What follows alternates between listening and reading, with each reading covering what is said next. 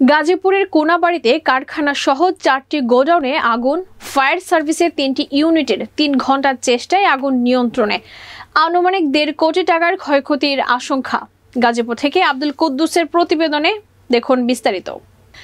শনিবার দিবাগত রাত 2টার দিকে গাজীপুরের কোনাবাড়ি এলাকার একটি কাগজের গোডাউনে আগুন লাগে। মুহূর্তে পাশে থাকা Shahida apparels and printing co নামে বাচ্চাদের পোশাক তৈরি করা একটি কারখানা সহ 3টি ঝুটের গোডাউন একটি বাড়িতে আগুন ছড়িয়ে পড়ে। জানা গেছে রাত আনুমানিক 1:45টার দিকে কোনাবাড়ি আমবাগ এলাকার মাতবরচালায় কাগজের গোডাউনে আগুনের সূত্রপাত হয়। পরে আগুনের লেলিহান শিখা মুহূর্তের মধ্যেই চারদিকে ছড়িয়ে পড়লে আশেপাশের মানুষ কোনাবাড়ি ফায়ার সার্ভিসে খবর দেয়। খবর পেয়ে কোনাবাড়ি ও গাজীপুরের ফায়ার সার্ভিসের 3টি ইউনিটের 3 ঘন্টার চেষ্টায় আগুন নিয়ন্ত্রণে আসে। এই ঘটনায় শাহিদা অ্যাপারেলস অ্যান্ড প্রিন্টিং এর মালিক শাহ আলম সরকার বলেন, রাত 2টার দিকে পাশে থাকা একটি কাগজের গোডাউন থেকে আগুনের সূত্রপাত হয়েছে। এ সময় পাশে থাকা আমার 4টি থাকার রুম সহ কারখানার সব মালামাল পুড়ে যায়।